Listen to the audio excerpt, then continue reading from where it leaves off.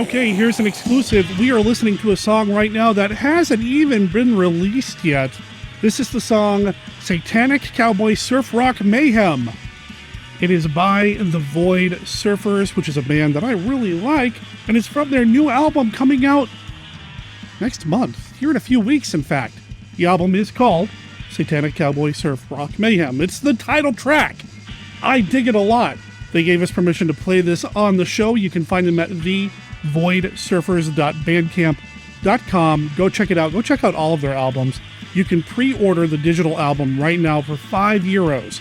You get this, you get a whole bunch of other great stuff. It's a great band. So big thanks to them for letting us play this song on episode 562 of the podcast devoted to the classic and sometimes not so classic genre cinema of yesteryear. It's Monster Kid Radio, and it's me, your writer, host, producer, Derek M. Cook. Welcome to this week's show. This week's show is a little on the devilish side. Didn't really plan it this way, but, you know, sometimes happy accidents happen when putting together the podcast. This week, we have an author coming to the show who has just recently released a book called The Satanic Gangs of New York. And we're going to talk about the movie To the Devil, a Daughter. We're talking about Frank Schildiner, and we're talking about a Hammer film, a rather notorious Hammer film. And I just want to kind of get this out of the way up front, because Frank and I do talk about this again when we get to that part of the episode. You'll hear it. To the Devil, a Daughter is a little on the notorious side for the wrong reasons. In fact, when I sat down to watch the movie for this episode of the podcast, I considered pulling the plug. It was a first-time watch for me, and I thought, you know, it's a Hammer film. I've always said Hammer films have a place here on Monster Kid Radio.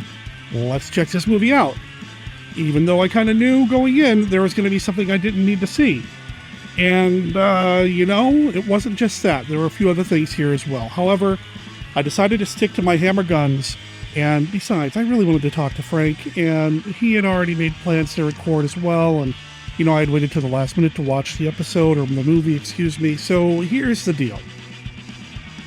Please know, this episode's main conversation deals with some things that we don't normally talk about on Monster Kid Radio. I don't know if you share the episode with any family members. I don't know if I need to really issue any trigger warnings or anything like that. But I'll just flat out say it. And, you know, we say it again in the conversation with Frank. This movie features full frontal nudity of a minor. As much as we can rely on the, well, it was a different time excuse, or how standards were different at that time, or whatever, the bottom line is there is a teenager who is naked in this movie, and it's a female. It's Natasha Kinski, and it's uncomfortable, especially when you realize just how old she is. Frank and I do talk about this, as well as a few other things that happened in the movie that did make us cringe for all the wrong reasons. However, as I said, it's a Hammer film, and Hammer's always got a place here on MKR. At least classic Hammer does. So, yeah, just so everybody knows what they're getting into with this. Now, because of this, because of the content in the movie, Frank and I kind of went old school Monster Kid Radio on this. We really kind of broke down the plot. Lately, you know, and actually I've been trying to avoid this because really you can watch the movie on your own. We try not to do a beat-by-beat, point-by-point plot breakdown on the podcast anymore. It just doesn't seem to be the format that works for me, for my podcast. However, in this particular case, because of the kind of movie it is, because it might not be seen by some folks for those very reasons, we do break down the story point by point, beat by beat, and share our thoughts along the way. I just want everybody to know. That said, we also have some really good stuff I'm excited to share. We have got Kenny's look at Famous Monsters of Filmland. We've got Mark Matzke's Beta Capsule review and a little bit of mail. Let's dive into that right now.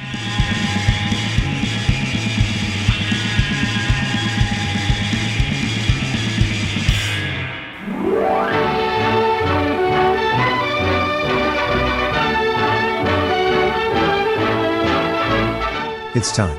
It's time? Yes, it's time. It's time for Monster Kid Radio Mail Call. I got another email from friend of the show, guest of the show, Tom Gerganis from Go Forth and Game at goforthandgame.com. He writes in, "Hey man, I finally listened to you and Steve talk about The Mummy. What a great show. This is my favorite Karloff role. He is so amazing and otherworldly. You really believe he is not human. I'm glad you pointed out the fact that no one could touch him. It didn't occur to me until you said it. As to Steve's statement, this is a better film than Dracula, I say, you are correct, sir. This is a better film all around from start to finish. Dracula's first act is amazing, but the second two have their issues. The Mummy is solid throughout. I appreciated the discussion about Karl Freund. I need to go watch Metropolis. The cinematography here is incredible. Of the 3 major Universal movies, this is probably my favorite. Thanks for the great episode." So this is an older episode that he's referring to, actually one that is, oh my goodness, an episode that came out in 2016, episode 261. You can find it over at monsterkidradio.net on our website. You can find all the episodes over there. Dig through the archives, go to March of 2016, and you'll find it. And, I go back and forth. I really like Dracula. For a while, I was like, I don't know, it's a little too stagey for me. But over the years, I've kind of grown to appreciate that. And, it stands to reason. I mean, it makes sense. The Mummy did come out a year after Dracula and Frankenstein. So it felt like the Universal machine had kind of worked out some of their kinks in terms of any production issues they might have had. Plus, The Mummy's basically a retelling of the Dracula story, just swapping out a vampire for a mummy, or at least in some ways it is. They even use the same opening music in the film. So there's a lot of similarities there. So maybe because this is a second go-around for the production company, it comes across a little better for some folks. Karloff is amazing, though, and it's really hard to say anything disparaging about Karloff. You put Karloff in a movie, I'm going to love it. You put Dracula, well, if you put Dracula in a movie, I'm going to love it too. You put Lugosi in a film, I'm going to love it. You referred to this being your favorite of the 3 major Universals. So are you referring to Dracula and Frankenstein and this being the third? I've always considered The Wolfman as the next of the big 3, the trinity, so to speak, of Universal monsters. But I suppose an argument could be made because this came out in 1932, a good 9 years before, The Wolfman did. And it would really belong more in the top 3 slot. I think sometimes I bump it down because technically there's not a sequel to this. This was a standalone one and done. All the other Universal Mummy movies really involve other Mummy characters and have very little to do, if nothing at all, with this film outside of using some of the shots in this film as stock footage. But anyway, I love The Mummy, and it's about time I rewatch the film anyway, because I don't have enough movies to watch, whether they're rewatches or brand new watches or whatever. Tom, thank you for writing in. I appreciate you, sir. You can call and leave a voicemail for Monster Kid Radio at 503-810-5MKR. That's 503-810-5657. Or you can send an email to the podcast. monsterkidradio@gmail.com is the email address. That's monsterkidradio@gmail.com.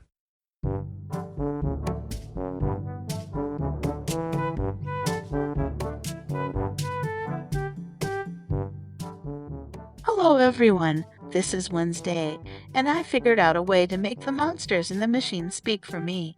I need your help. My dad says I have to start pulling my own weight around here, but I don't want to have to get a real job. Instead, I found this America's Favorite Pet contest, and if I win, I'll get $5,000.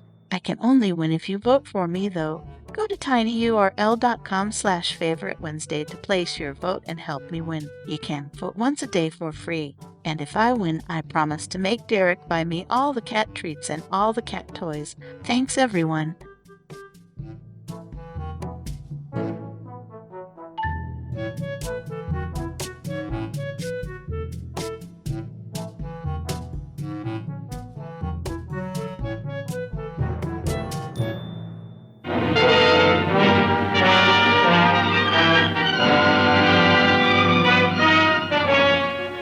I am Dracula.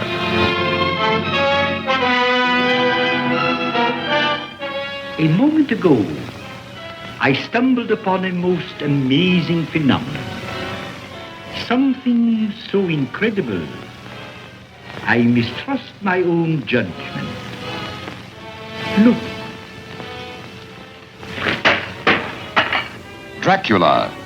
The very mention of the name brings to mind things so evil, so fantastic, so degrading. You wonder if it isn't all a dream, a nightmare. Rats.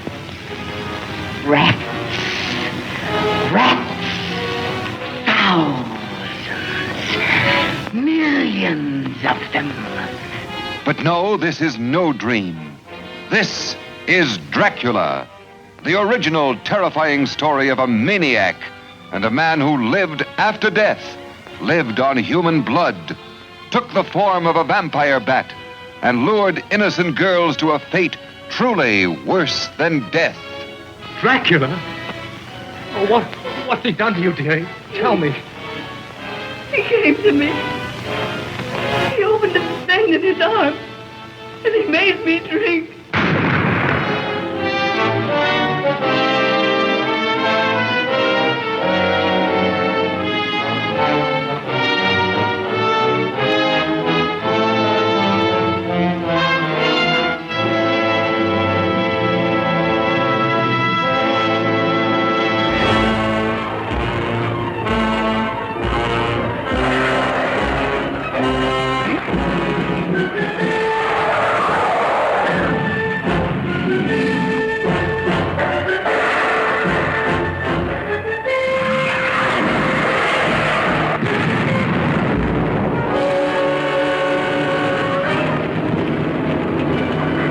Gentlemen, we are witnessing a biological chain reaction, a geometrical progression of deadly menace. It had started casually, insignificantly, as momentous events often do. Look there. 2 points off the port bow. The giant behemoth, the fire-spitting monster predicted in the Bible, its core a mass of lethal radiation. Rising from the depths of time, its strength enormous, its gargantuan ferocity a threat to London, to the world itself. We must find a way of destroying this creature in one piece. Judging by the beast's size, I would say it was powerful enough to drive a battleship. Of course, its tremendous electric charge is what projects the radiation. That's what makes the creature so deadly.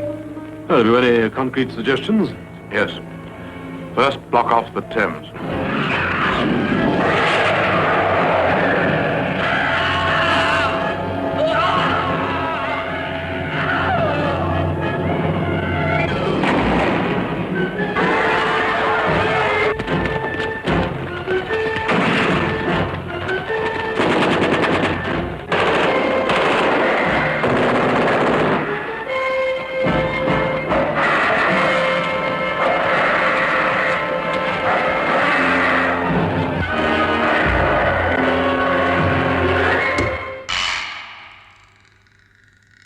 Live from the Land of Light in Nebula M78, home of the mighty Ultra Heroes, it's Monster Kid Radio's Beta Capsule Review.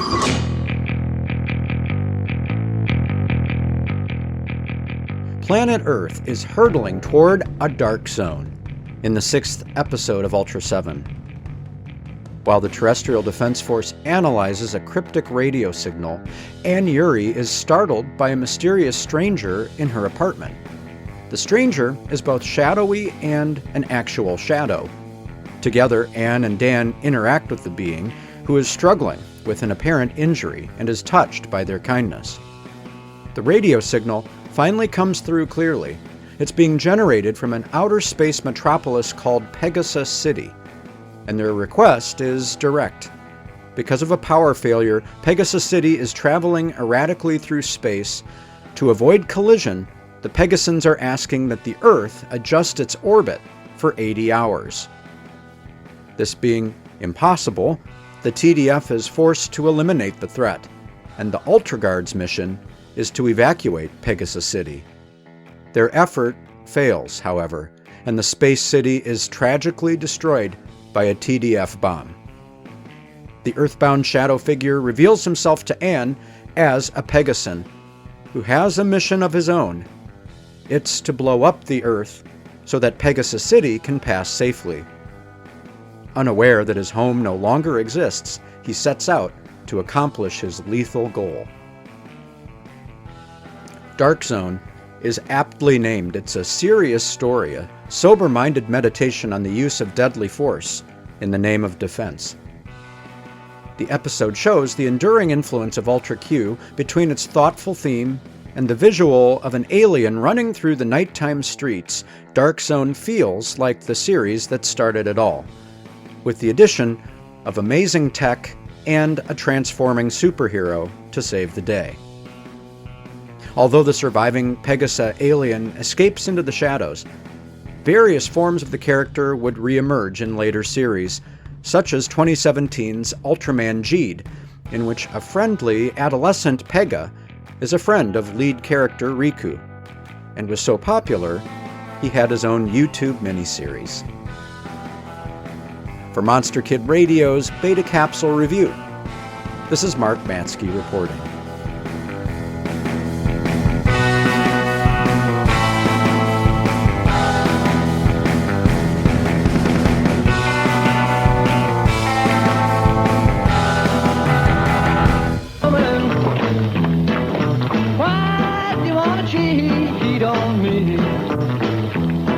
This is just the beginning of the wildest, weirdest adventure you've ever seen. I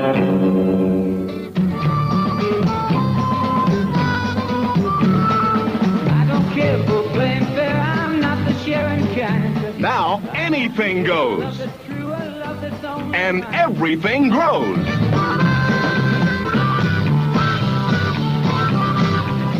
And this is where the fun really began. What if this makes everything grow? Hey, will you cut it out and leave it alone, huh? Listen, Freddy boy, if I want to try some of this stuff, just don't you try and stop me, understand? And try it they did.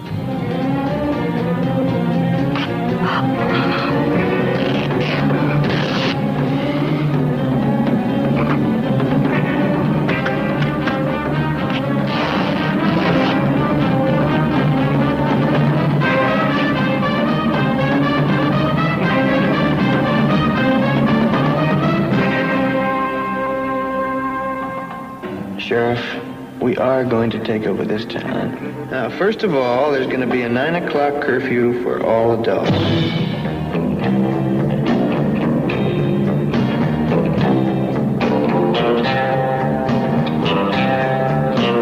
It's wild. It's way out. It's Village of the Giants.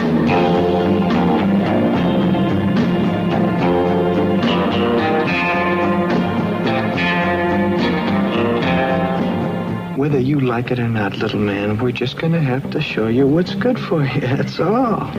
Maybe we don't like your club either. You're in it anyway. See what happens when young rebels explode 30 feet tall.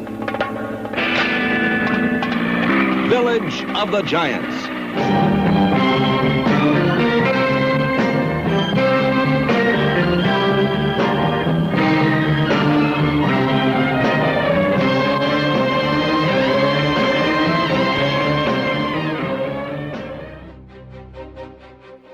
I am Dr. Lee Cushing. Welcome to my Chamber of Horrors. Dr. Cushing's Chamber of Horrors is a monster rally novel in the tradition of the classic Universal and Hammer horror film. It's written by Stephen D. Sullivan, the award-winning author of White Zombie, Daikaiju Attack, Manos: The Hands of Fate, and one of the creators of the original Chill role-playing game. This book recreates the thrills of the classic monster vs. monster film. We've got vampires, werewolves, mummies, psychic twins, scheming madmen, and plenty of unexpected chills. Now you can get Dr. Cushing's Chamber of Horrors in print, or for Kindle at Amazon.com and other fine retailers. Coming soon in other ebook formats. Find out more at CushingHorrors.com or SDSullivan.com, and support Steve's work through Patreon at HeySteve.com. I do hope you've enjoyed your visit. Please come again, and remember, the chamber is always waiting for its next victim.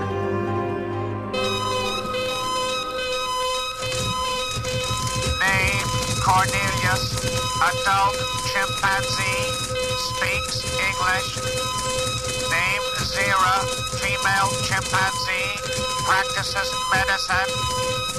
Name Baby Milo, infant chimpanzee, holds secret that can destroy mankind. They come from an incredible planet of apes. They survived a war beneath the planet of apes. Now it's Earth 1973, and you're in for a surprise. Are they friendly visitors or invaders from the future? Why does the president's advisor want them shot? What is Baby Milo's incredible secret? All the surprising answers are in Escape from the Planet of the Apes. All new from 20th Century Fox, rated G, all ages.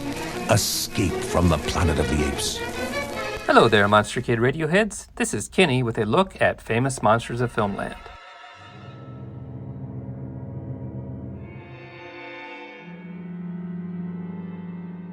Today's film, To the Devil, a Daughter, was never featured in FM, but its star was a perennial favorite. Christopher Lee often graced the pages of Famous Monsters. I found an interesting interview with him in Famous Monsters 90 from May of 1972. It is an interview which occurred sometime after the shooting of Vengeance of Fu Manchu in 1967, but first appears here. Today I have friends helping. Joseph will be playing Bill, Michael will take the role of Uncle Forey, and Oscar will voice Christopher Lee. They aren't the greatest actors in the world, but they beat my bumbling marble mouth by a long shot. So let's hear the interview. Make a wish. What was it? For many FM readers, it would be to talk to their favorite horror film star, be it Vincent Price, Peter Cushing, or John Carradine. This dream came true for FM fan Bill Coburn, who got a priceless opportunity to talk over the phone with his favorite, Christopher Lee. Bill is so devoted to the star that he named his son after him, Christopher Lee Coburn. Your editor, knowing how much Bill admires Mr. Lee, called to Kentucky to say that Chris had just flown in from Hong Kong, where he had done a Fu Manchu film, and would be at the Acker Mansion that evening. I suggested that if Bill called back around midnight, he might indeed speak to his idol. Bill did, and the most interesting parts of the conversation are shared with all you FM readers. Hello, Bill. The next voice you hear will be that of Christopher Lee.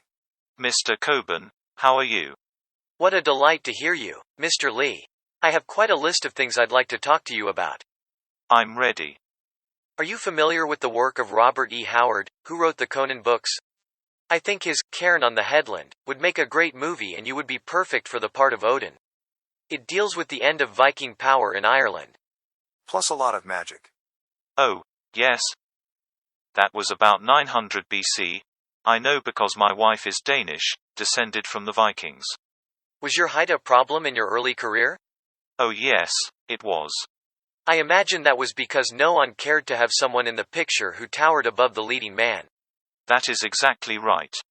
I have heard all sorts of estimates of your height, anywhere up to 6'6".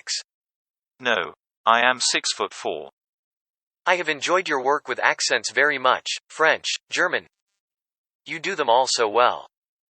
I enjoy doing them, all except American. I have never been able to master the American dialect. Speaking of accents, I must tell you how much I enjoyed your work in Beyond Mombasa. As a matter of fact, I almost killed myself during that production. We were out in the African jungle and there were no stuntmen available, so when it came time to do the fall into the mine, I had to do it myself. After several takes, I was cut to ribbons, rolling over those rough pieces of quartz. After you were shot, the picture fell apart for me. That's how I feel whenever you're killed in a movie. A few weeks ago I had the chance to see you in Alias John Preston, and I liked it very much. The film features Lee in some eerie dream sequences. I was very inexperienced at the time. I've heard that you would not do another Frankenstein or Mummy movie. Is that so? No, I wouldn't care to do those again, but Dracula is quite another matter. He is such an interesting character, don't you think? Well, of course everyone loves you for Dracula. When my wife saw it, she fell madly in love with you, and it resulted in naming our son Chris after you. I must remark how much you sound like Basil Rathbone over the phone.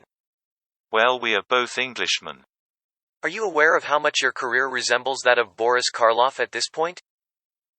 Mr. Karloff and I were, in fact, neighbors in London for some time, living on the same block. My daughter was even born on his birthday. Oh yes. November 24th. No. November 23rd. That's right. The 24th is Forey's birthday. I have heard that you are going to do a picture with Vincent Price. Yes, there are plans afoot. The film, which also stars Peter Cushing, played American theaters and was called Scream and Scream Again. Tell me, what was the movie you just finished in Hong Kong? The Vengeance of Fu Manchu. Thank you, Mr. Lee.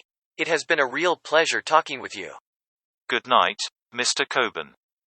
And so a dream came true for a Famous Monsters reader. So don't give up your love for monsters and the people that portray them. Keep reading Famous Monsters and perhaps someday a similar dream will come true for you.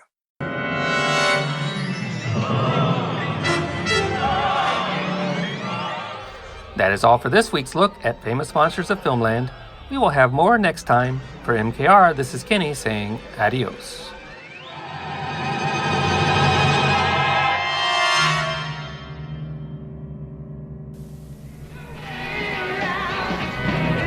You gonna buy me a drink? How about coming for a ride? Not here. It's no good here. At first, the police thought the girl had been hacked to pieces by a sex maniac. But now investigation reveals much more. The terror they are hunting is something less than human, more monster than man. This girl wasn't born. She was assembled piece by piece from living human flesh. The killer took her apart the same way. This is what nightmares are made of. Scream and Scream Again with Vincent Price, Christopher Lee, and Peter Cushing is the ultimate in horror shock that will make you scream and scream again in color. Rated M. Do you know how you'll feel when you see touch your skin? It's scaled. Your legs, they're gone. Your body, it's cold. And listen for the hissing. Don't say it. Hiss it. Plus another spine-chilling hit. The Boy Who Cried Werewolf. Those who didn't believe him are dead. Rated PG. Parental guidance suggested.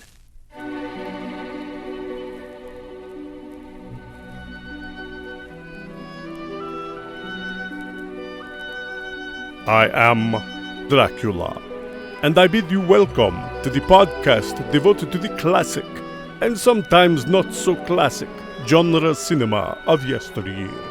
And I offer you this warning. Sometimes Derek and his guests get excited, and they may spoil a movie or two. You know how excited monster kids can get sometimes. If Monster Kid Radio spoils a movie for you, do not come whining to me. I cannot stand whines.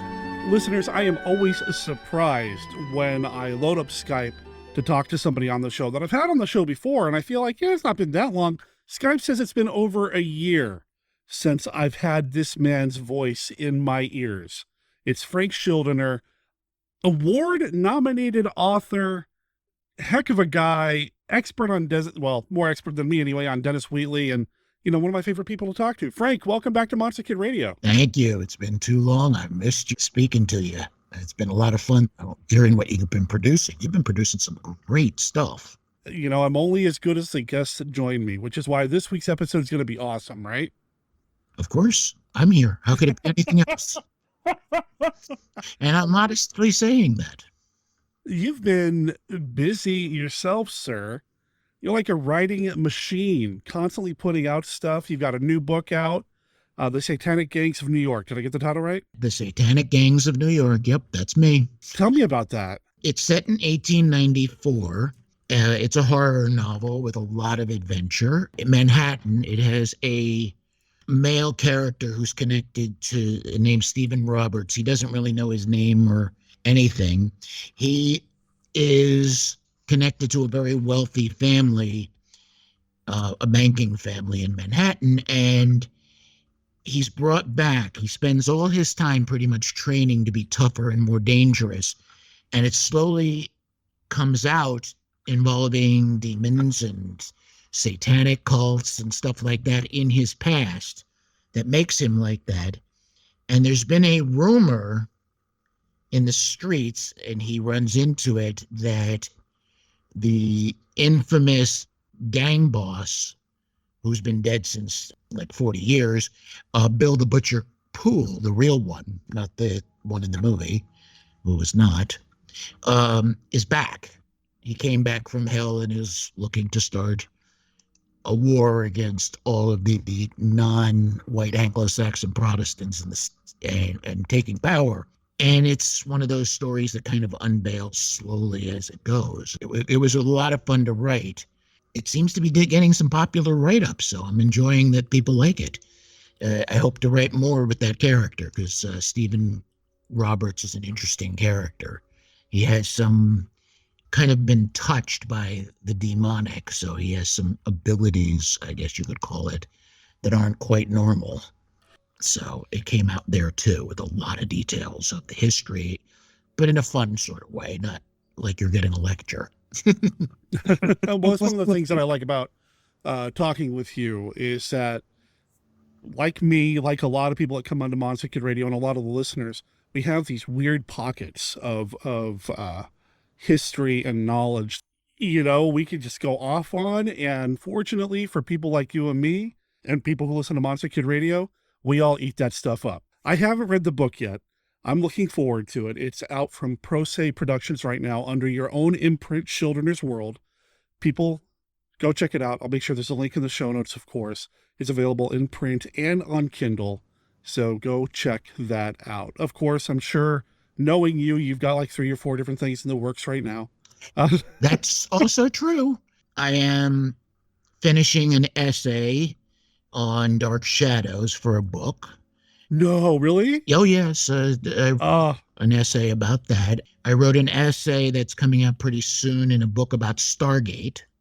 Okay. I did a mythology part of that. And I'm working right now on a novel. I'm about halfway through a novel, a sort of horror novel with demon cults involving the court of Louis XIV of France.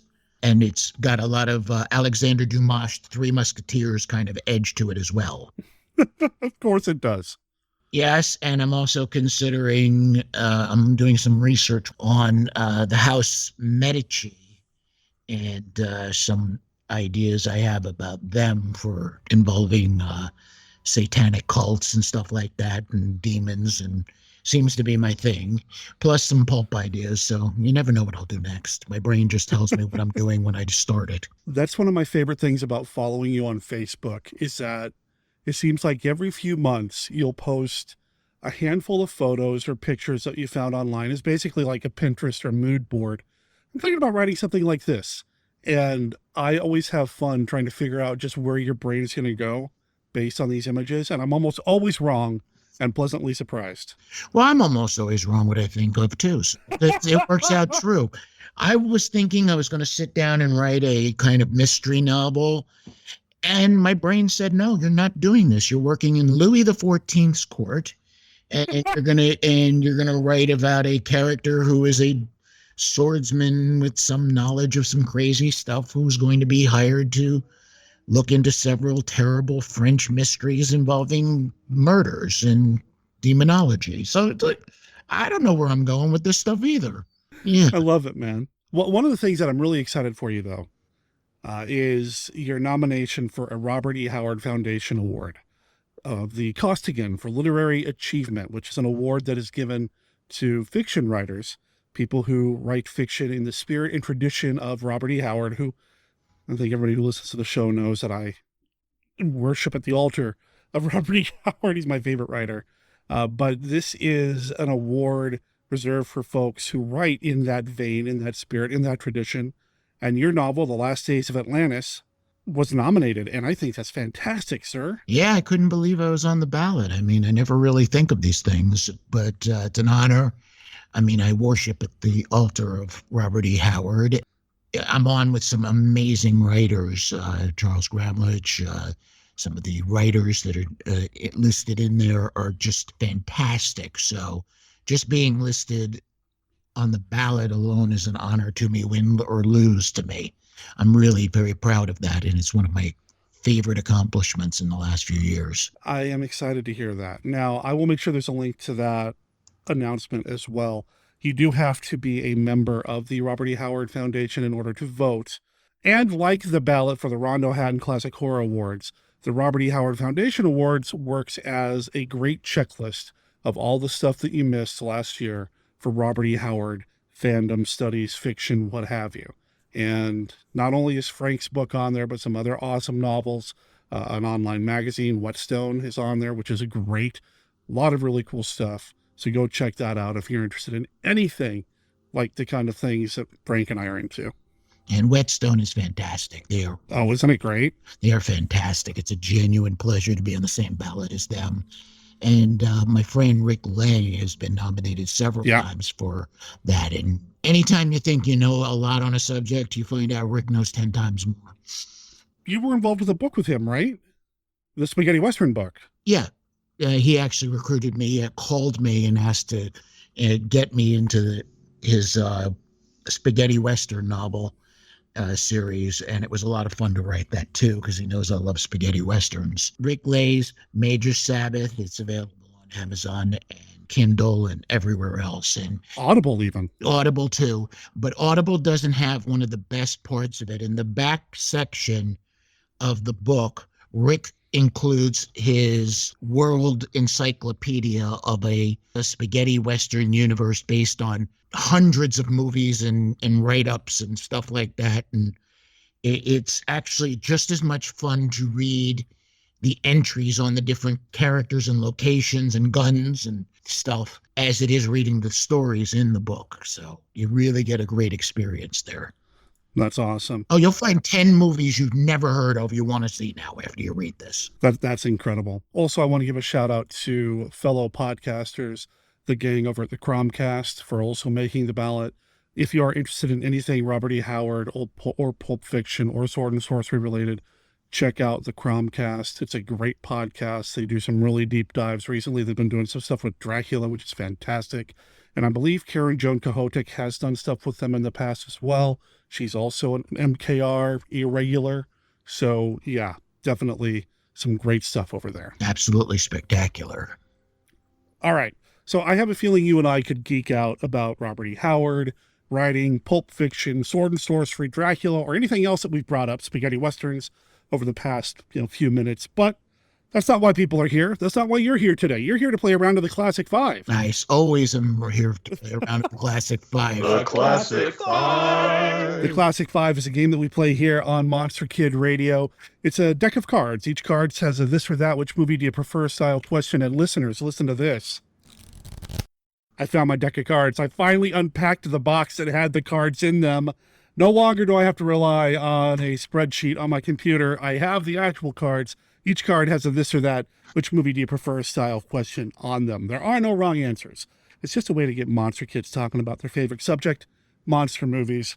Frank, are you ready to play a rather Hammer-specific round? Ooh, Hammer-specific. Of the Classic Five. You know I love That's Hammer. Right. There you go. Are you ready, sir? I am ready. All right. Question number 1. Not counting the first one. What's your favorite Hammer Dracula film? Favorite Hammer Dracula film? Legend of the Seven Golden Vampires. Oh, wow. I should have seen that one coming. Oh, are you kidding? Black belt against black magic in the greatest battle of all time.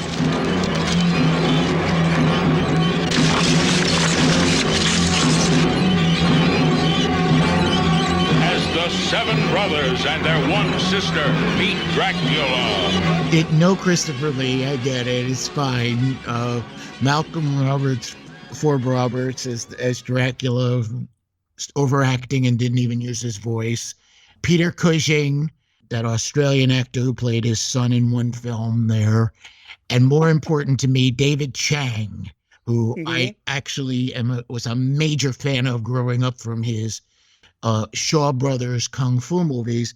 David Chang was once positioned in a way they were trying to make him a sort of Shaw Brothers version of Bruce Lee. The man had just such spectacular skill and delivery, and I just loved the setting and the world. And I even wrote a short story for Tales of the Shadowmen, which had the 7 golden vampires and the French version of Frankenstein versus a group of Asian martial artists that I threw together. It was a lot of fun, and I just love that movie. I should have seen that one coming, knowing you. It's like, I wasn't expecting it until you said, like, oh yeah, of course, obviously. Yes. All right. Question number 2: the Quatermass Experiment or Quatermass 2? Quatermass Experiment, not even the first one. Yes, I love that movie. You can't escape it. Maggie, look! Nothing can destroy it. It's coming for you from space to wipe all living things from the face of the earth. Beware of the creeping unknown. This woman is about to learn a terrible secret. She will never be the same again. Because this man knows that same secret, he will never speak again. To both of them has come terror in the form of the creeping unknown. That movie just moved me. It's like, oh God, there's a whole world I never thought of. I had actually seen it before I even knew Doctor Who existed. So to me, it was kind of my entry point after that to Doctor Who, because I didn't have any access to it in the early 80s. And then a friend said I said, oh, he said, you like this? Have you ever heard of Doctor Who? It's like, I think I've read about it in like Famous Monsters. I never really knew what it was all about. And he said, tune into this one TV station and you'll get to see a whole episode, you know, instead of the pieces, they shove it all together in like a 2-hour movie every Saturday. And I became a thorough Doctor Who fan as my entry point. But yeah, Experiment has to win. From Quatermass to Who. Fascinating jump. Yes. Now I kind of want to see Brian Donlevy play the Doctor. I don't know why, but I think that would be... I'd see Brian Donlevy in anything. That's true. I do like the guy a lot. That's right. All right. We're going to go to the Karnstein trilogy. Vampire Lovers, Lust for a Vampire, or Twins of Evil? Which one's your favorite? Vampire Lovers. Hark, a film of tender love and screams of vampire death. When you see The Vampire Lovers, you'll see beautiful love and vampire evil, and it'll drive your mind through 1,000 terror-filled moments. Discover the sweet embrace and the deadly kiss of blood nymphs who refuse to die. The Vampire Lovers, in color rated R. See The Vampire Lovers. Vampire Lovers is just, it's the closest to the true Camellia Karnstein story.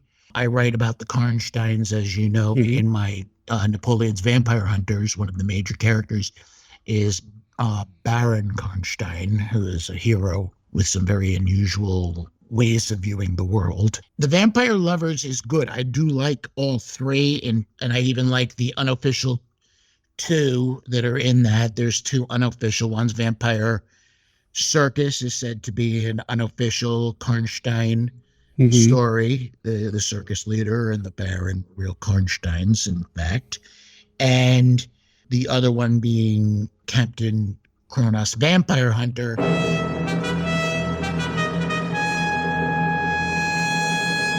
Benedict Cumberbatch's mom appears briefly and tells everybody that she's a Karnstein, though she pronounced it wrong. She pronounced it as Karstein. So that's, you know, whatever. It's the same thing. Those are the unofficial.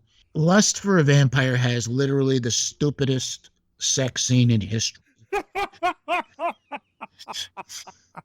You said stupidest, and I couldn't tell where you were going to go. Sex scene, theme song, you know, all of the above. All of the above. It has so many moments of it. Though it was nice to see a male Karnstein show up for a brief period of time there. And while Twins of Evil is a great movie, I don't know, it just felt like it was derivative more than anything else. There wasn't, it was too easy, and there was no real protagonists in that movie.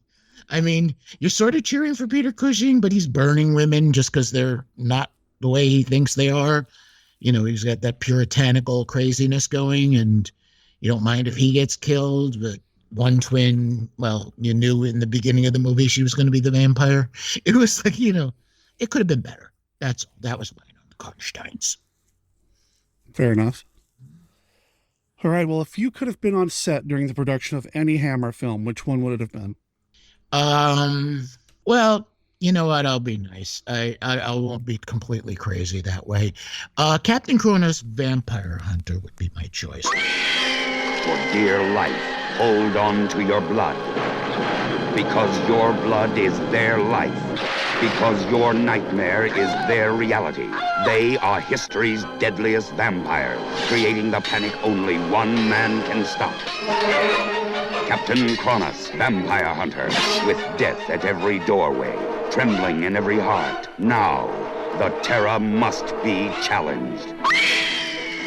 Who lives to destroy the curse? Kill me! Kill me! Who duels to battle the undead? Her youth will pulse through your veins, my darling. Who dares to bleed the bloodthirsty? Yes, you bleed, my lord. At last, horror has met its match. Captain Kronos, Vampire Hunter, from Paramount Pictures, rated R, under 17, not admitted without parent. Because it had Carolyn Monroe, who I still have a lifelong crush on. It had one of the world's greatest fight choreographers with sword fighting, and I would love to have met that man. He was just Hobbs, who played the Baron in that. He actually did the fight scene and played the vampire there, and he was one of the greatest swordsmen of our time. I love the story. I love the writers. I love the directors. And as much as I would kill to meet, Christopher Lee and Peter Cushing and all of those actors, to meet a martial artist like him would have been a true honor. William Hobbs was just such an amazing human being. Now, would you love to hear this little quick anecdote about Carolyn Monroe? Of course. Okay, so I go with my parents, little kid, going to see my second James Bond movie, Spy Who Loved Me. And she plays the beautiful helicopter pilot. And I recognized her, even though I was a very little kid at that point, but I'd been reading Famous Monsters for, on and off for a couple of years. And so as we're driving home, my mother and father are talking about it, and they're wondering who she is because she was just so beautiful and all that. And sitting in the backseat, I said it was Carolyn Monroe. And they're at a stoplight, and they both turn their heads like, how do you know that name? I was like, oh, she's in movies. I saw her in my magazine. It's like, that doesn't sound right. It's like, my magazine? Yeah, it's in my magazine. It's like, yeah, she's always wearing no clothing. And like, you don't have any magazines with naked. I said, I didn't say naked. She just wears like no clothing. And they're just like, and my mother says, I don't think you're right. And I said, yes, I am. I did what all kids do at that age. I said, I'll bet you. I have no money. I'm a little kid. She says, fine. If you win, I'll make your bed for an entire month. If I win, you have to make mine. I'm like, okay. I said, I was sure of it. I saw pictures of the woman in many things. And so we go home, and I march upstairs with both parents and my brother. I dig around for a minute, and I pull out a Famous Monsters of Filmland. I flip open the page, and there's Carolyn Monroe in one of her, harem outfits. I said, there she is. And my parents look at it, and my father looks up and says, you're going to make his bed for a month, aren't you? Nice. And it was the first and last time I ever won a bet with my mother. Because she learned never argue with this kid when it comes to movies. Have you ever had a chance to meet Carolyn Monroe? No, and wish I had. So the reason I ask is, she does a number of conventions, and I've never had a chance to interact with her. I've interacted with some of the other, Hammer actresses that are still around. But if you ever meet her, please tell me you tell her that story. Because I want to hear I want to hear the response. I want to hear how that goes over. Actually, that's one of the first times I'm planning, if I ever get to meet Carolyn Monroe, and I really hope I do, I want somebody filming her reaction as I tell her this story. Because I just think that her reaction to this whole thing is going to be hysterical. I would love to see it and hear it. Yes, because I never met her. I'm hoping when pandemic is over, I'll get a chance, because she sometimes comes to a convention in New Jersey, and that's where my friend Mark met her. And it's where I met Mark and a bunch of other guys I only knew from Facebook. So it was it's quite a place. And I've met some cool actors and actresses there. It's a convention literally for just signing autographs and stuff. So I will say this, Caroline Munro sometimes goes to Monster Bash. And I know you go to that hotel that Monster Bash is in because that's where Pulp Fest is as well. That's true. So you get no excuse, man. You got it. I got to get there one day. Yes. I'm just saying. Yeah, you're right. You're right. 100%. So we kind of lost track, which is something that happens, and I love it. Always about the classic five. That was number 4, though, wasn't it? That was 4. Okay. Final question. We're going to go back to the Peter Cushing, Christopher Lee because you can't help but not go back to Lee and Cushing. Favorite Hammer Films pairing of Christopher Lee and Peter Cushing? Horror Dracula with The Mummy as a very close second. Oh, okay. Horror Dracula to me is just one of the best movies going, period. One of the things that always impressed me about that was, first, Christopher Lee was so imposing as Dracula. And he could vary between the very noble, regal character to the animalistic undead in a blink of an eye.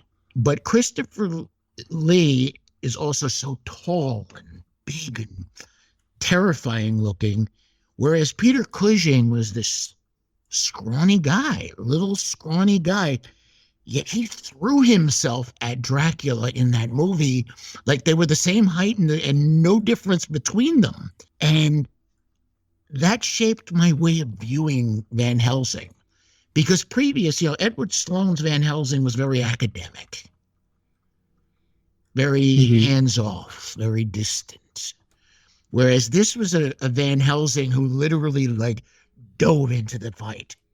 He had no compunctions about getting beat up if he could get a chance to win. And it was just such an amazing performance that I became a major Peter Cushing fan after that. And then, of course, then Star Wars came out, and it's like I was one of the few people who wanted him to win. Well, and I think I've said this on the show, too, in the past, that I like Edward Van Sloan a lot. He is definitely probably the Van Helsing I'd want to take a class from. He seems the most professorial. Van Helsing's the action hero. He gets in there and he gets it done. That's Peter Cushing's Van Helsing for me. So yes, and he never does it with, there was no magic, there's no extra powers, there's no secret devices. He kills Dracula with a pair of candlesticks. You're done. It's awesome. You're not gonna tell me that that's not action hero right there. Right? I mean, he didn't need an assistant with steam powered crossbows and crap like that. No. I don't even know what you're referring to at this point, but no, I don't want to see that. Van Helsing. I try to put that out of my brain. I try not to think too much about it. No, I keep it in my brain because it's like I say to my students in my martial arts classes, I've broken many, many, many toes, all of them many, many, many times. And my toes are pretty terrifying. I said, if you keep kicking like this, you can have a set of toes like mine. So I call them the human don't. I consider Van Helsing the monster movie don't of the modern day. This is what we don't do ever again. And I know I said earlier too, I was using, we both were using the word, stupidest, talking about one of these Karnstein films. And I hate to use words like that because, as I was saying on the stream just last night, actually, every movie is somebody's favorite. And I know there are a lot of people out there that love Van Helsing. That's all I got to say. Yes. Now, look, I can even give them one positive. They paid tribute to the character of Igor by quoting Bela Lugosi when the Igor in that movie, which was not nearly as good as Bela's, of course, said, you think you get Igor, but Igor gets you, which was quoting Bela directly. Sure. And it's like, all right, it's not as bad as it could have been because you had that. And look, there's no such thing to me as a totally terrible movie that has Kate Beckinsale in it. If she's in it, I got plenty to look for that. I mean, I just have a crush on her forever. But doesn't matter. It's still not a great movie, but if somebody out there likes it, more power to you. More power to you. Enjoy your movie. Just don't put it in front of me. It's got a great score. I'll give it that. Oh, it's got a great score, and it's got the CGI werewolves they do are, for the time, were very advanced and interesting looking. It's just not a movie that really worked for me. Fine. I got no problem with people liking movies I don't. There are people who love Manos Hands of Fate. I find it unwatchable, but fine. Oh, we can't be friends anymore, Frank. I know. What are you talking about? I said that on purpose. Dude. I'm not a fan of that one, but you know what? I don't consider it as bad as Van Helsing, in my opinion. Wow. All right. All right. All right. Well, that was a very convoluted, roundabout, lazy game of the Classic Five. Which is always what you get from me. Oh, it's the best kind of Classic Five, you know? Yes. Oh, and at least one mention. There's always one mention of the Hammer Beauties. I always manage to put one in. Well, I did this on purpose. Oh, what are you talking about? Of course. You know, I did this on purpose. Because you know it's coming. Yeah. Well, you know, and it's a Hammer film that we're talking about. And I probably said something. I haven't recorded it yet, but I'm pretty sure I'm going to say something if I remember to. But I'm going to say something again here regarding this week's film, To the Devil, a Daughter. It is a little notorious for some very specific things. And I don't want to really talk too much about, the controversial stuff other than, there's some stuff in there that's a little icky. It's also not necessarily the kind of movie I would normally talk about on Monster Kid Radio because there is some graphic stuff in it. But it is a Hammer film. And I've always said that Hammer is always going to have a place here on Monster Kid Radio.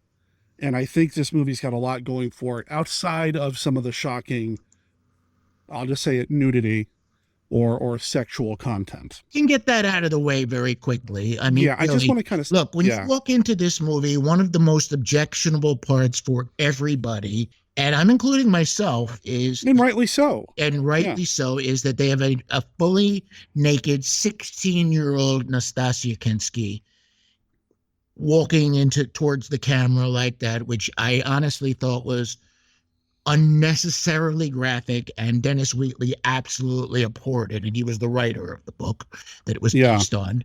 It was unnecessary. It was unneeded. There were several other scenes of that variety, near but not showing anything, but still they were trying for something new because Hammer was dying. It doesn't work. It's objectionable. As a Wheatley fan, it's my least favorite part of these movies, but it is part of the movie because they put it there. If I had my way, I honestly would cut it out because it's unnecessary. There's a sacrificial scene that's very obviously done with a dummy. It's unnecessary. It shouldn't have been done that way. They could have done it just as well with suggested images would have been better, actually. Yeah, I agree. And there's a couple of scenes with Nastasia Kinski around there that are very borderline or totally objectionable as well. Yeah. Including the worst monster they ever created in Hammer movie history. Bar none. The cheapest, cheesiest, most awful looking thing, and we'll discuss it as we get to it, in the entire history of Hammer. And a scene with it that's worse. Understand that walking in, and you'll probably you'll say, oh, that's just plain stupid, like most people do if they know about it. Yeah. First time you see it, on the other hand, you will be grossed out. So this was a first time watch for me, and I'm going to take it a step further. I'm going to make it even worse for everybody. Yeah. Frank just said she was 16. Some sources say she was 14. So I'm going to make it even worse. And you know what makes it 10 times worse? Most of the movie, let me explain this to people who don't know it. Most of the movie, she's fully clothed and dressed as a nun. Yeah. But Nastasia Kinski, to this day, has one of the most beautiful faces that ever blessed the modern day. Which is weird considering who her father was. Yes, her father is one of the most grotesque-looking creatures ever. Klaus Kinski is her dad, and yeah, whoa. He's one of the most bizarre, unusual creatures that ever walked the earth, and talented, but crazy. Most of the movie, she looks like an 18-year-old girl, which is what she was supposed to be playing, a 21-year-old girl, and she looks it. To find that she's 14 or 16 is a startling thing when you're older. I first saw this movie when I was in my teens, so it was not so bad for me. Right. Growing up, though, when I watched it, like Derek and I watched it separately last night, I'm looking at this and it's like the way they did her makeup, the way they shot her facial features. She looks like she's in her 20s and she's a teenager. So there's a grotesqueness to this. The scenes where she's dressed fully and looks like she's in her 20s, it kind of works. When they went further, showing her naked or partially naked, I was disgusted. So I'm going to be very honest, and I am one of the world's renowned Dennis Wheatley fans, but he didn't like the movie either. Dennis Wheatley was very unhappy, and some reports, some things that I've read was that after he saw this, he's like, yeah, you're not making any more movies based on my books, which, kind of worked out because Hammer did like one more movie and that was it anyway. So yes, that was it. You have to understand, Dennis Wheatley was a very unusual man. He was an upper class man who came from a fairly wealthy family. He was a poor businessman who went into writing more as a fun thing. And he turned out to be an incredibly gifted writer of horror and adventure novels. He's best known as for his horror, but his adventure novels were actually the most popular things for most of his career because they were the influence on people like Ian Fleming. And he was also a member of British intelligence during World War II.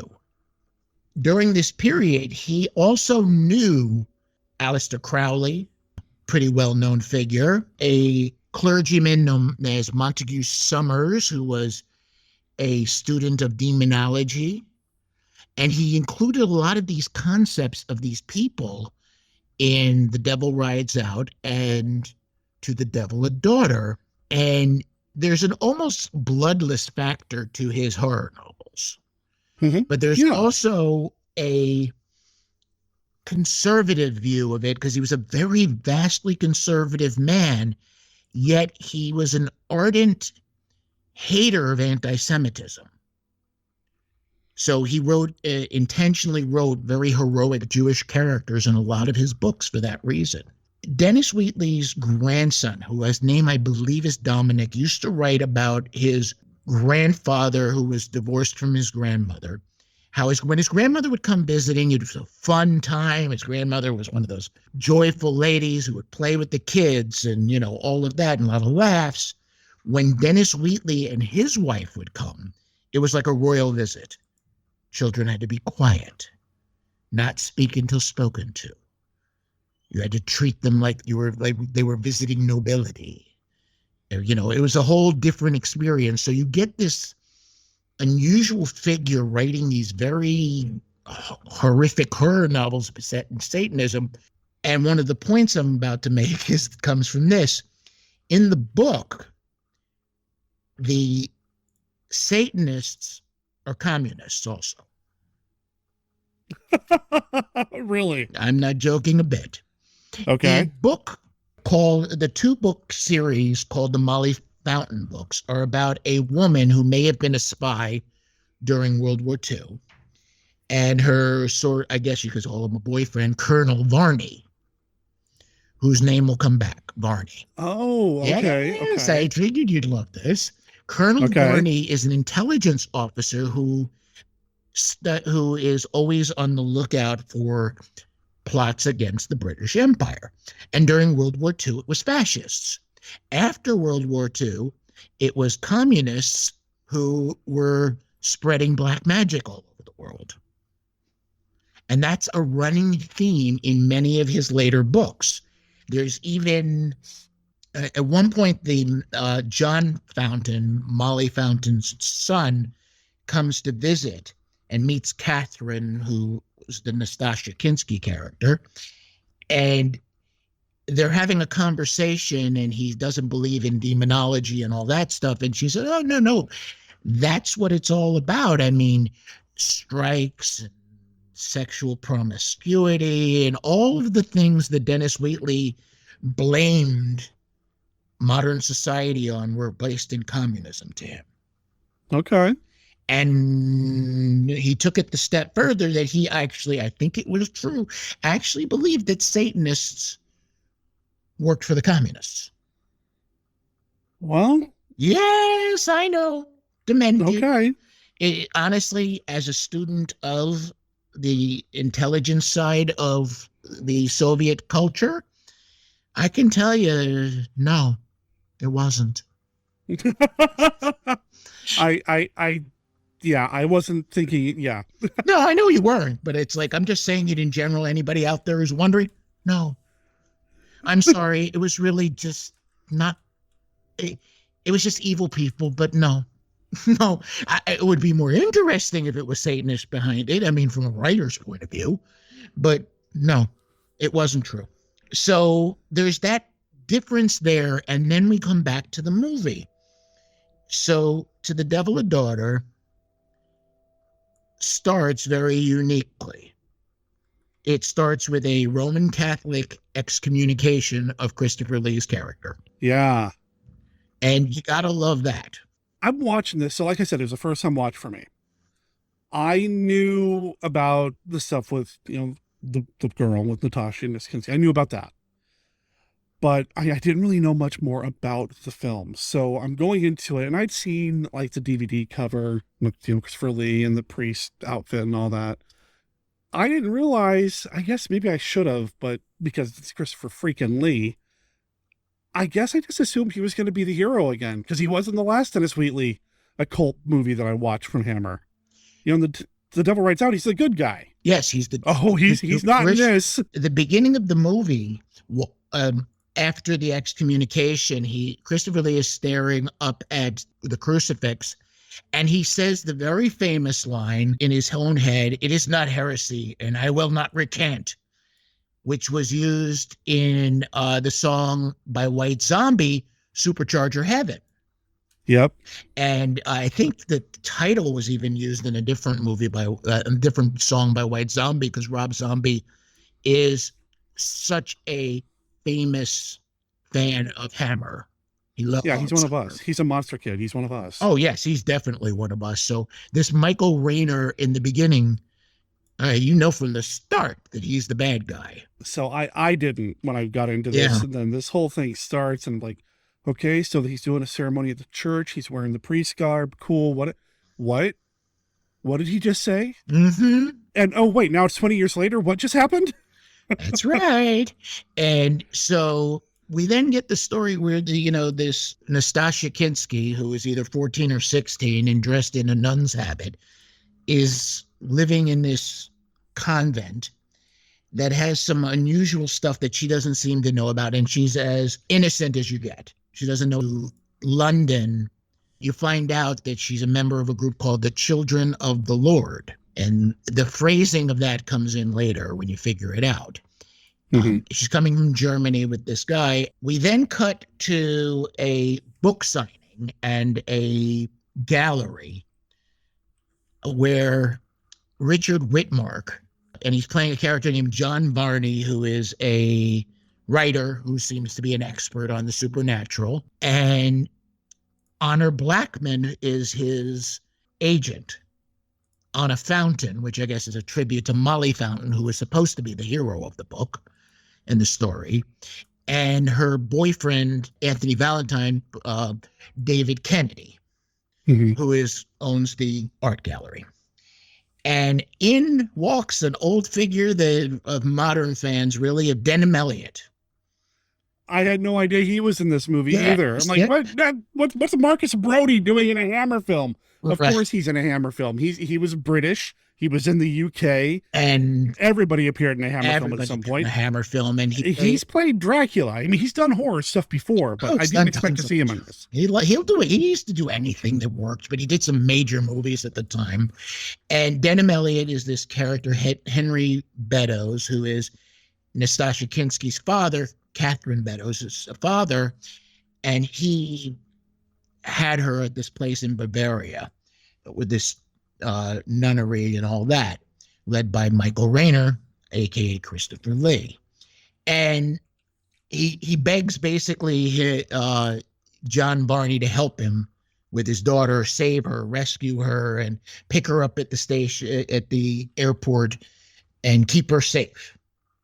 And he does it because it sounds like a good story, which is the stupidest motivation I've heard in a Hammer movie in many years. Yeah, I'm going to involve myself with Satanists because it's a good story. And he even says to Honor Blackman and Anthony Valentine's characters, well, 98% of Satanists are just, people looking for drugs and sex. Yeah, pretty much. And to be honest, when he's like, he told me there'd be a good story in it, I don't think he really bought into like you were just saying. Well, no, he was playing it like he thought it really was the 98%. Yeah, he's like, it's the 98%. I'm going to get some interesting background material here and, whatever. I'll make a new book. And there's this guy that's sort of her, Catherine's attendant that's taking her there. And meanwhile, Denham Elliott is hiding out in his mansion and playing with a gun and, pretending that he's going away to the police and all sorts of odd stuff that, honestly, the way they presented it was just all over the place. So Varney, Richard Whitmark, basically snatches the girl away and brings her back to his apartment. And you got to understand, she's fully dressed as a nun the whole time. Yeah. And she's like very comfortable in that. And brings her back to his place and gives her some food and puts her in his bed. And while he's doing some research, and all that, we cut to Bavaria where the nunnery was, where this woman is giving birth to a baby and tied up while she's doing it. My goodness. Yes. What? See, you Exactly. could have warned me here, dude. I didn't. You really could. You didn't want to. Yeah, listen to you. I wanted you to experience the full horror of what you're watching.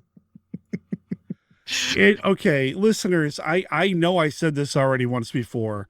I'm going to say it again. There is some uncomfortable stuff in here. And this is not the kind of thing. Yeah. This is not the kind of thing we normally talk about here on Monster Kid Radio, but like I've always said, it's a Hammer film. We're going to talk about it, but my goodness, this is rough. This was rough. Now, this woman is giving birth, and it's pretty grotesque in the way they did it. It presented it in a very grotesque way. But at the same time, while this is happening, Nastassja Kinski is moaning and rolling around on the bed. It's this weird mix of, is she having a good dream or is she having a terrible dream? It's just, it's really hard to tell. And, yeah, they really, the director, Peter Sykes, I don't think he knew what he was doing with this one. I'm sorry. It's like, I'm watching this and it's like, you don't seem to have an idea. This is a Hammer movie, man. What are you doing? Well, this is towards the end of Hammer, and Hammer knew it. I have to believe that Hammer knew that they were near the end. So they were grasping for straws, trying to find a way to make money, to stay relevant. They knew, because they had trouble getting money to even finish this movie. So they had to know something was up. They got to do something to try to stay relevant. And this is the 70s. We're in the throes of The Exorcist. We're in the throes of movies being more and more, for lack of a better term, explicit. So I think they knew. So I think they kind of knew what they were doing there. Yeah, they probably were, and they went the wrong way, in my opinion, because it was just, it was uncomfortable and grotesque. But I will give you that, yeah, for sure. I'm not going to argue that. This is also why this is even though I'm a Dennis Wheatley fan, and I have read all of his occult novels and his nonfiction on occult and things like that, I've only seen this movie like 3-4 times, even though it's in my collection. Whereas I've seen The Devil Rides Out several hundred times, I'd say. It's because this just one made a lot of mistakes, and this was one of them. So the baby is born, and we don't see it. And the woman who gave birth to the baby is murdered. They say, you're going to die now, and they basically inject her with something and kill her. And she was okay with it. Yeah, it's like she knew. She knew. She was fine. She even said in a very German accent that the only thing that matters is giving birth to this baby. That was all it was. Mm-hmm. And it was very strange the way they presented it. And the next day, we get a visit from Honor Blackman and her boyfriend, Anthony Valentine. His agent and her boyfriend. You were saying that they're very dismissive of her. I mean, they acknowledge her, but really they're just kind of there to, I don't know, like they're just hanging out. And it's almost borderline disrespectful because Honor Blackman's character is like, I want to wear that. I want to dress up like a nun. You know, it's like, what is going on here? Okay. And she even does like say, you want to dress up like me to dress up like this to her boyfriend. It's like, what? What are you doing? Really? You know what's double funny, though, is she ended up playing a Mother Superior in a very famous play, Nonsense. Well, you know. So it was just a very strange set of circumstances. And just a little. And also following that is they have this, Varney doesn't want her to read one of his books. It's something about the devil. And the minute she's out of they're telling her, just talk to her, take care of her and all that. The minute he's out of the room, she's walking off with one of his books and reading it. Yeah. Part of the problem is that we're dropped into this sequence of this John Barney American living in London, writing horror novels about demons and devil cults and all that. We actually know nothing about this guy. We really don't. How he gets involved in this whole thing, like how did Marcus Brody, which I know is not his name, but that's how I can't think of him any other way. How does Henry Beddoes know this guy to trust him enough to help him with his daughter? And how does there's a lot of things that just happen because they have to happen to make the story work. And I can't tell if that's a scripting thing. I know that the screenwriters were not really a big fan of the original source material of the Wheatley's novel, and they thought they had to make it better somehow. So I don't know if it's a scripting thing. I don't know if it's a directing thing. I lean more heavily toward the fact that they didn't have a lot of time and money to really flesh this thing out. That was my opinion, but they still managed to come up with the most demented-looking crucifix I have ever seen in my life. Yeah. What did they call it? Astaroth? Was that the name of the demon? Astaroth. Now, Astaroth is an ancient name. The original belief is that it was based in the ancient Mesopotamian deity Astarte, or Astarte, depending on how you pronounce it. I'm always wrong, I'm sure. Now, Astaroth is a great duke of hell, according to the Pseudo-Demonomicon, according to the Lesser Key of Solomon's Ars Goetica section, which lists the demons that Solomon had enslaved, and the Infernal Dictionary, as well as the Grand Grimoire. So there's a pretty universal belief that he was one of the three most powerful beings in hell. Some say that he's the treasurer of hell. Others say he's like the chancellor, a great duke of hell that appears as a angelic man with a crown, riding a dragon and holding a serpent as a wand. They also have images of him in certain texts as a fallen angel with a serpent as a wand as well. Frank, I have to disagree with you. Yes. Because Astaroth is really who made the star that the kids and Murder, She Wrote's Angela Lansbury use to go to the cartoon land in Bedknobs and Broomsticks, isn't it? It is that too. It is. It's a Disney character. Astaroth is in a Disney film, people. Yes, absolutely. It totally is the star of Astaroth. Jessica Fletcher, that's the character's name. Yes, Jessica Fletcher from Murder, She Wrote. It takes somebody like me who studies demonology in this sense to know that how demented that really is. So I loved that movie. Bed Knobs and Broomsticks is one of my favorite Disney films of all I time. love May even that talk movie. about it on. There's nothing. I will never say a negative thing about that movie ever. Yeah, I love that movie, and I still to this day do. It's probably one of my favorites. Also, it'll never top Jungle Book though. Jungle Book's always done. That makes sense for you. That somehow makes perfect sense for you. Yeah, it does, doesn't it? Yeah. So instead of showing these images that are kind of disturbing in their own way, the Astaroth image that we get is a golden man with a blank face and golden hair, spread eagle, and riding, that's the only way I can kind of put it, an upside down cross. It's and when I say riding, I don't mean in the horse sense. It's a disturbing image. It's a grotesque, disgusting image that had no purpose in being in this movie.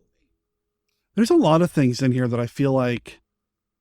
Well, I don't argue with Dennis Wheatley's feelings about what they did to his book, because this had nothing to do with it. In his book, he had this French marquis and an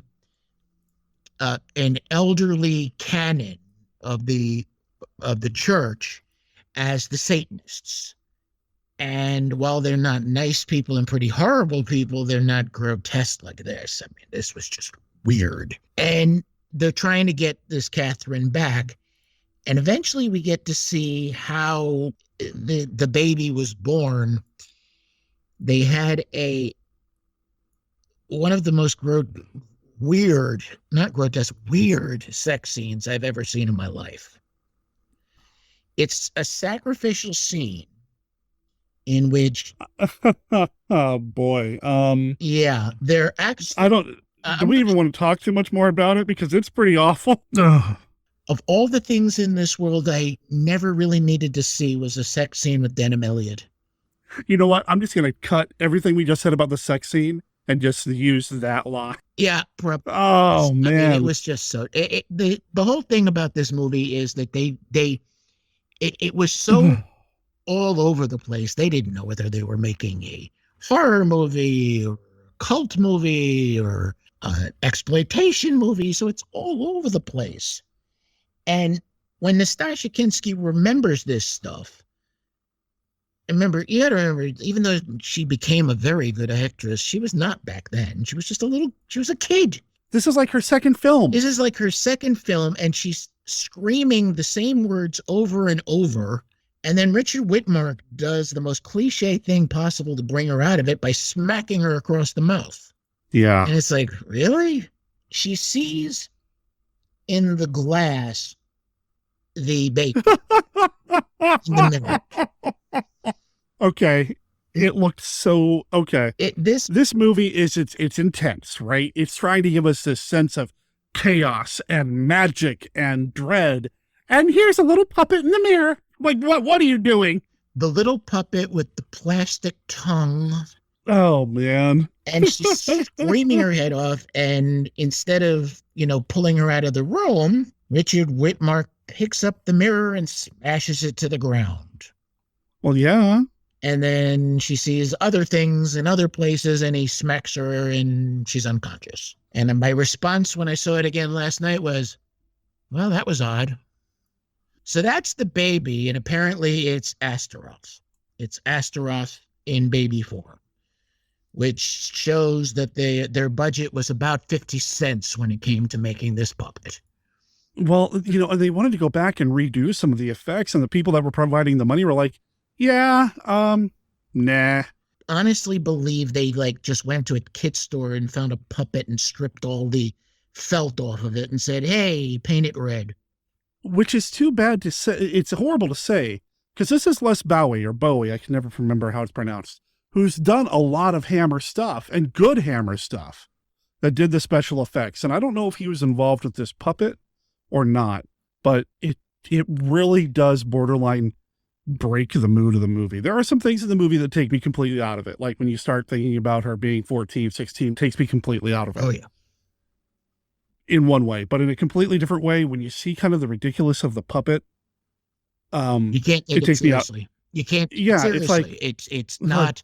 It's not frightening. It's not objectionable. It's just cheap looking. Yeah, it reminds you, and maybe this was part of the design. I don't know, maybe it was on purpose, but it reminds you that the real threat is Christopher Lee, not this otherworldly thing. And I don't know if it reminds you in the best way. It really it is wasn't. kind of silly looking. Yeah. So. Yeah. Yeah, it was a grotesque scene, and eventually they get her back. And you find out the second half of the story is that it seems that, and they didn't present this well, Denham Elliott's wife, Catherine's mother, was a member of the Satanist group.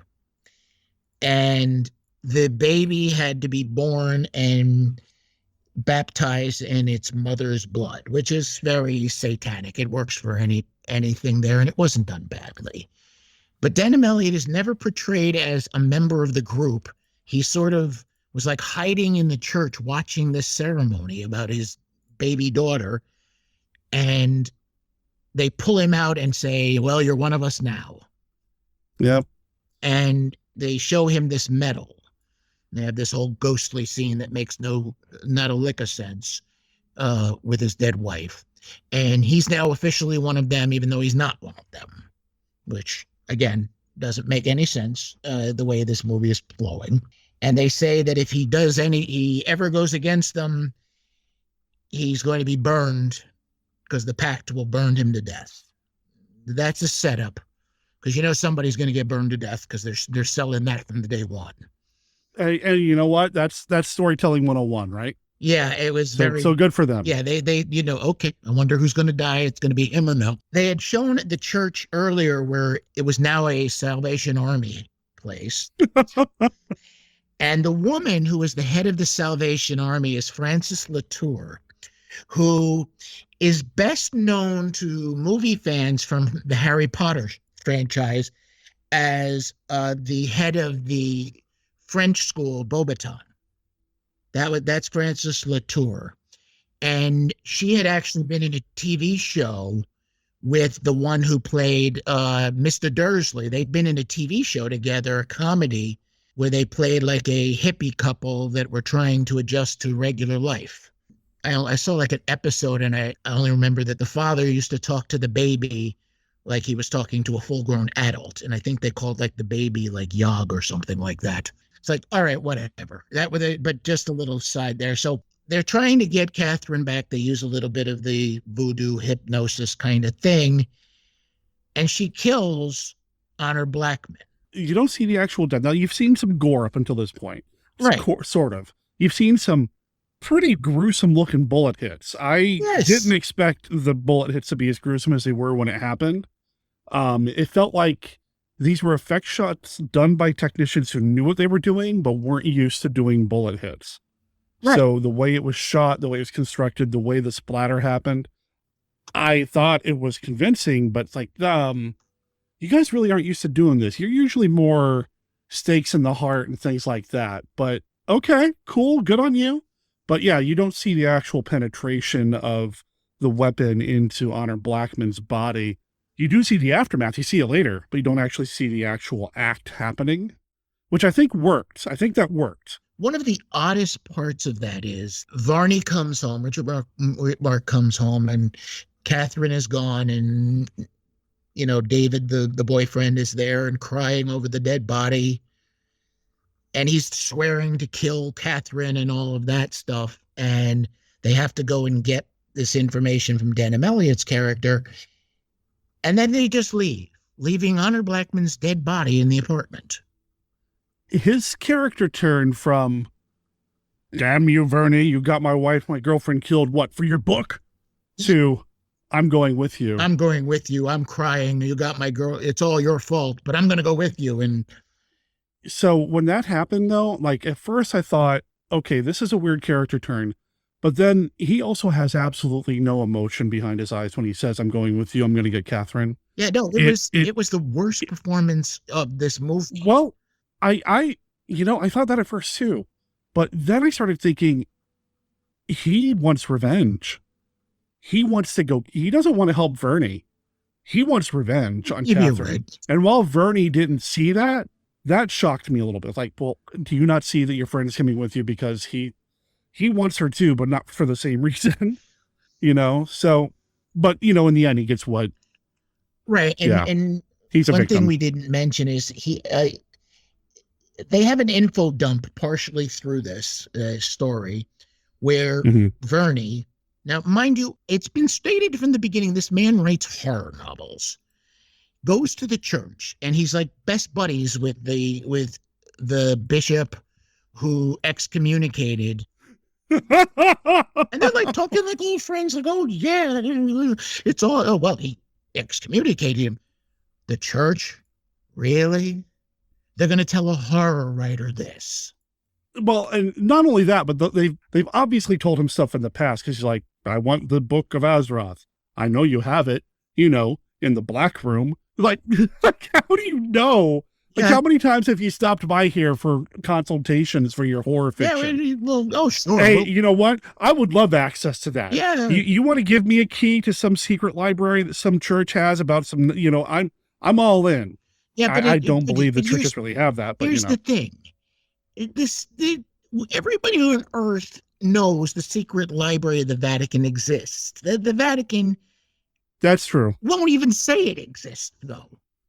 This is the church, no matter what church. They're not even going to admit it. Book of Azeroth, there's no such thing. That would be their normal. Instead, they go downstairs into the basement where there are chained up books and a non-priest sitting there reading a book. I'm like, what book are you on? Oh, the Book of Azeroth. And he's like, oh, okay. You know, just the most unholy book possible. That's fine. And while Vernie is going through this book, this bishop is looking through different books and texts in this black library. Like, oh, the Necronomicon, let's take a look. You know, he's just looking through this, casually leafing through these forbidden tomes. So in terms of reality and realism, I realize I'm watching a horror movie from Hammer. I get that. But in terms of reality and realism, no, that completely flies in the face of would that really happen? However, the fiction creator and consumer in me loves the idea of a hero consulting some forbidden tomes for assistance in fighting evil. It's why I love Doctor Strange. It's why I like The Devil Rides Out. I love that stuff. But in terms of, is it real? No. I love that stuff too. But the man has an entire library. Yeah, in his it's apartment. a bit much. It's a bit much. You know, I am a writer of horror fiction. I write this kind of stuff, and I have 13 of those books. The reason I can quote the Pseudo-Demonomicon and the Book of Abramelin and all that kind of stuff is because I own them. I've read them. It's like you can buy these things for like $5 on Amazon now. Now, granted, it's the 70s. You can't just go online and order yourself a copy of the Anarchist Cookbook or whatever. I get that. But come on, man. There were things they could have done to make it a little bit. The scenes are info dump scenes, and info dump scenes really are invariably, you either have to accomplish something with them or you have to understand them. And all we find out now, that he believed in Astaroth and he wanted to bring the devil to Earth so that everything is better, and it didn't make a lick of sense again, as I say, but it's fine. It's a movie. We're fine with nonsensical nonsense. That's the fun of this. Well, and the thing about info dumps is they have to be handled so well. It requires such a deft hand to not come across as, pay attention to the next 10 minutes of the movie because we're going to explain to you how everything works. You know, it really has to be handled in such with such finesse. And it really, and this movie, yeah. They left a lot out. Oh, yeah. Yeah. And I you think, know where I'm coming with this. So you're talking about how at the end? Yeah, I'm talking the end. We'll get to that. The end, it's like, oh, where did that come from? Well, I read the book.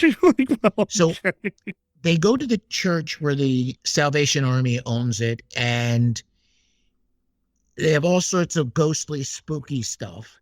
the boyfriend, David Kennedy, Anthony Valentine, who's swearing revenge, gets a bump on the head and becomes Denham Elliott's character, Henry Beddoe, which is not explained. Well, it's magic. It's woo, spooky. And when he takes they find the pact. It's like a half moon gold necklace with some writing on it. When Varney takes it out of the altar, he snatches it away and tells him, don't do it, and he dies. He gets burned up in flames, and there's only ash left. Okay, I thought that scene worked out really well, actually. No, that was I good. I liked it. If you're going to, it's a great scene, very well done. It is. It flows very well. And even with a smiling Christopher Lee sort of watching it and all that, it worked very, very well. So Denham Elliott, in return for getting this, he tells him where the whole ceremony is and what they're planning on doing. We find out literally in dialogue. It's at this graveyard, and he sacrifices, Christopher Lee's character, Rayner, sacrifices the baby Astaroth.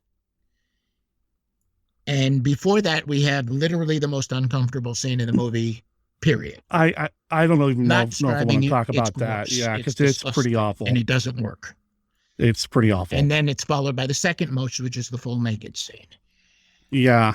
But it doesn't make any sense to the movie. It didn't work. So why are you doing this, folks? Why? It's just terrible. Mm-hmm. So basically the idea is that he's going to he sacrifices the baby and basically kills the most rubber-looking baby doll you'll ever see in your life. He does this, and he's going to anoint the virgin Nastasia Kinski, sacrifice her, and become the power of Astaroth, which make, as I keep saying, no sense. I didn't get any of that. You know, that's one of the things that I love about these movies, so is, and you don't see it in all of them, but a lot of these movies in which the villains are some sort of Satanist, a cultist, doing something with unholy powers, their undoing isn't the fact that they're doing something evil. Their undoing is like, well, I'm going to take the power for myself instead. Right. And and that part of it made sense. Just the explanation. Yeah, and I like that. Made no sense. Yeah, the how and everything else was like, really? So, but yeah. First thing, the cult has shrunk from like 12 people to like 2 now. Mm-hmm. And he had sacrificed somebody else. Christopher Lee had a woman basically drain herself of blood so she could use the blood, and she did that willingly. Mm-hmm. So he could use everything has to be of their own accord. They have to do it all. They had to be willing. Yeah. So he's going to do this ceremony, and he surrounds the whole area with her blood. And a lot of blood. Varney comes, and he has no weapons, so he picks up a stone. He's going armed with a rock. Mm-hmm. Meanwhile, the guy who's circling has a gun. Yet, he overpowers him. Well, yeah. Okay. And that was my response when I saw it. I said, all right. Hey, look, Rambo once knocked down a helicopter with rocks. Yeah, hey, Rambo defeated all of Vietnam with a bow and arrow and mud. So, I mean, this is totally realistic. Yeah, it's clearly within movie realms. I mean, that's real, right? Right. He comes and confronts Christopher Lee, who's the only one left, says you can't enter because it's in the blood of my follower. He says, I have the blood of your follower, and it doesn't matter. And then Christopher Lee says, yes, but Astaroth is the demon whose element is flint, and this is a holy flint area. Like, really? What? Yeah, and we're like, so wow. why? How do we know? Like, why is that important? Oh, that's okay. It's in the book of Astaroth. He tells us he read it. Yeah, but we didn't. That came literally out. That's the first time it's mentioned, and Varney has his rock with the blood on it and says, "I have the blood of your follower," and it's made of flint. So it's like, nah. So he throws it at his face, and Christopher Lee doesn't duck like anybody would. And he gets knocked in the head, and meanwhile, he had tried to entice him with the naked Nastasia Kinski, no more said. Gross, gross, gross. And he picks up her, off the altar, and there's some wind effects, and he forces his way out. And when he turns around, everything's gone. The look on Nastassja Kinski's face is more like, oh, I think she's still possessed by something now. So, and that's the end of the movie, folks. It literally ends there. And there are some reports that this movie really does just kind of end. That they ran out of money, they ran out of time, they ran out of interest. I don't know. But they get to this scene, they kind of wrap it all up real quick. The end. Roll credits. It's literally, he's fighting to walk past this barrier of blood and weird light that's really just flashing lights, and steps over, and it's all over, and he turns around, puts her down, turns around, and there's nothing there. Dun, dun, dun, dun, dun, dun. Yeah. Okay, then. Because now, this movie has elements that I like. And I will say that there's so much exploitation in it that honestly, there are times I agree with Dennis Wheatley. There are times I disagree with Dennis Wheatley. This is one of the few times I'm endorsing Dennis Wheatley's view. That this movie was just nothing like anything he would have ever written or wanted. Yeah. You know, the original movie, the original book, they found out, they figured out that Catherine was possessed because in the daytime, she's this sweet, kind of retiring, frightened girl. And at night, she becomes kind of loose and drinking and having fun and all of that stuff, which is really not an indication that a person is possessed, but according to Dennis Wheatley, she is. So Molly Fountain threw a crucifix to her, and she caught it and screamed and dropped it, and it's like, oh, you've been possessed by the devil. So this is not exactly his best book either. As a Dennis Wheatley fan and a nut for his stuff, I can say that it's understandably the last movie he allowed, but I would love to see them try some of his movies with some rewrites. I mean, he had a big problem with people from South America and Africa because he was an arch conservative from Britain of his time. Mm-hmm. But he tried to somewhat moderate himself. There's plenty of his occult stuff, and he has all this interesting historical fiction. So, people, it's something to experience when you see To the Devil a Daughter, but I wouldn't recommend it as a regular viewing. So here's what I think. Like I said, I've never seen the movie before. I knew about its notoriety. I knew about the scene. Even knowing about the scene wasn't enough to prepare me for what I saw. Mm-hmm. But because there's a couple things that are like, oh, that's too far. But here's the thing. There's a lot to like here. Oh, yes. I really like the everyday, everyman versus the forces of evil and having to consult books and ancient libraries for assistance. That's why I really like The Devil Rides Out. Yes. A lot. And Christopher Lee's performance in this is sadistic. Oh. It is really good. Oh, as much as I rip into this movie, and I rip into it as a Dennis Wheatley fan, you've never heard me say anything negative about him.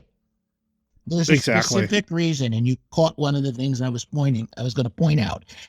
Christopher Lee's performance is exceptional in a not so good movie. It's fantastic. When he talks to Catherine in these different scenes, he genuinely comes off as a gentle, kindly priest.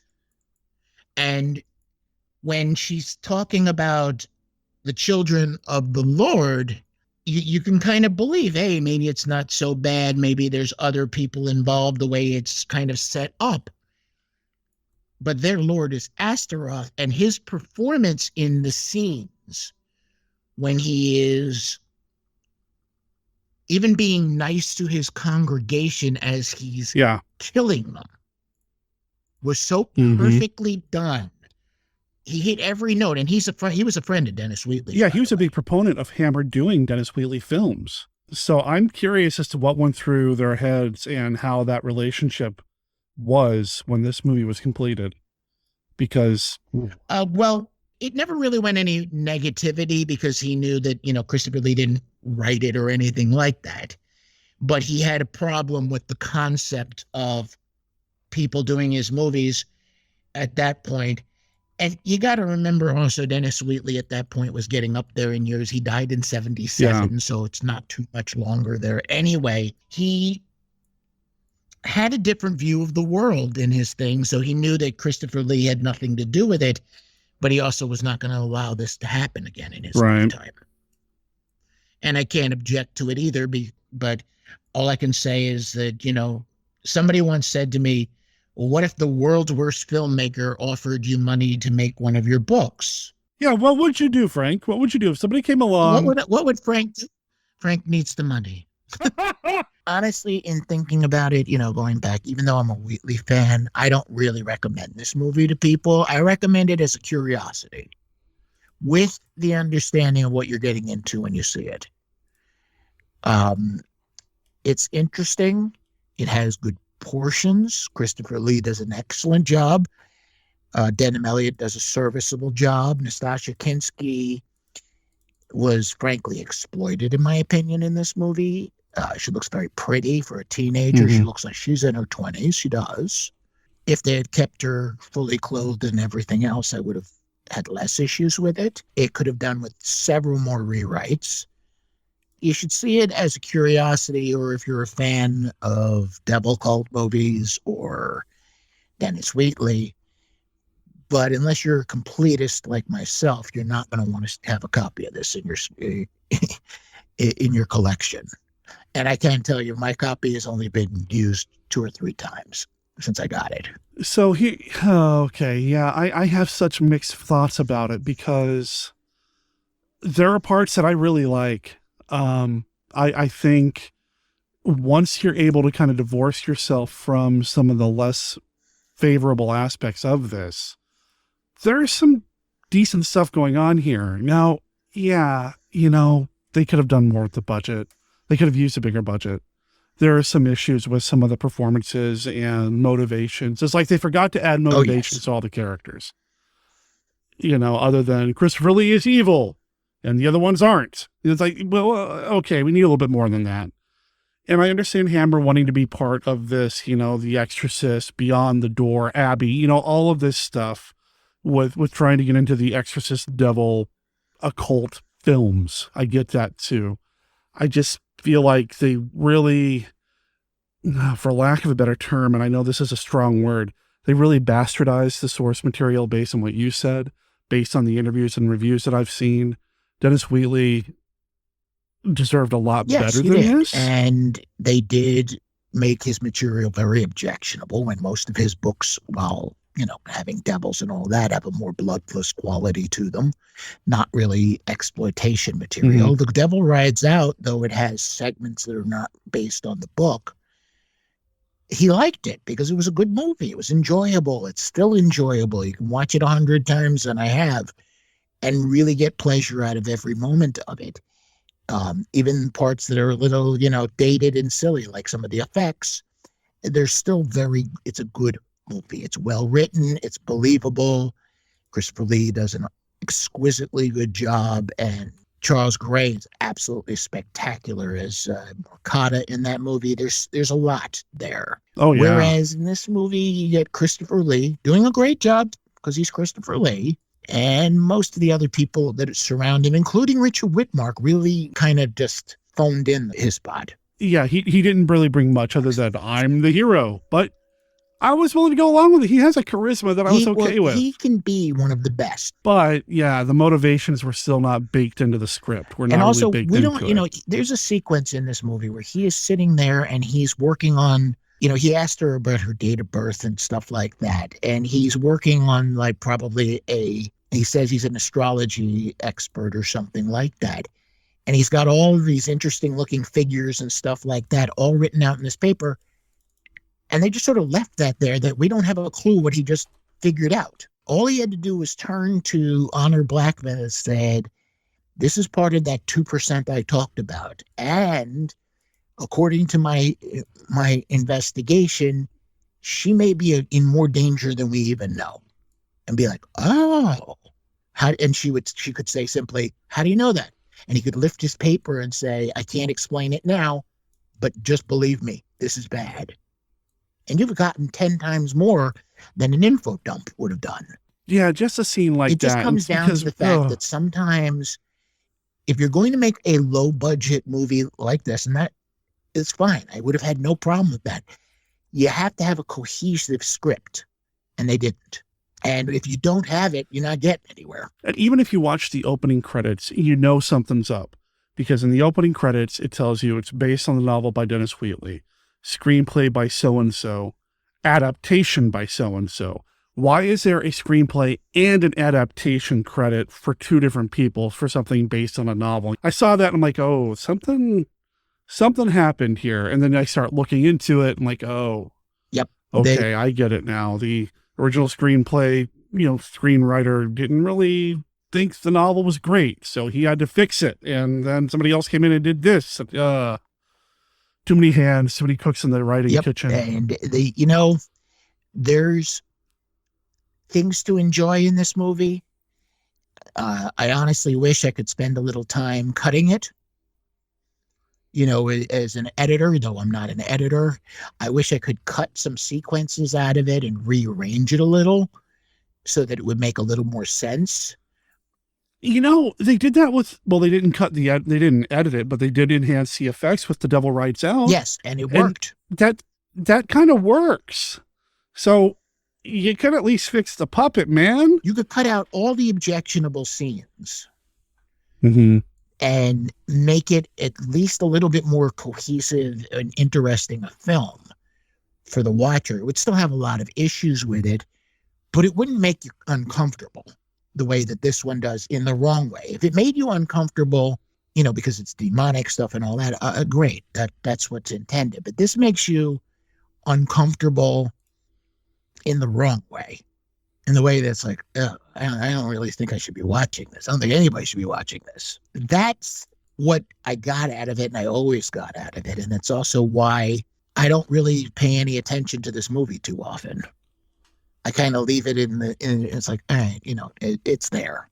I'm surprised to hear you say that, because when I brought this up as something to talk about, you seemed really excited about it. I'm like, oh, great. Well, I'm excited about Dennis Wheatley. Okay, there we go. There we go. Fair enough. It's got enough in it that I can keep it in my collection and enjoy it. Mm-hmm. But I'm always the one that's saying to people, you better go in understanding what you're seeing before you see anything, because if you don't, you're going to have an unpleasant few moments. If nothing else, you've got a great burn effect. You've got some great good versus evil stuff. You've got some decent sound design. I thought the music and the sound design was really well done. And some good special effects for the most part, if you don't count the puppet. There's some decent stuff in here. It's just got a lot of indecent stuff too along the way. And I keep giggling and laughing about it.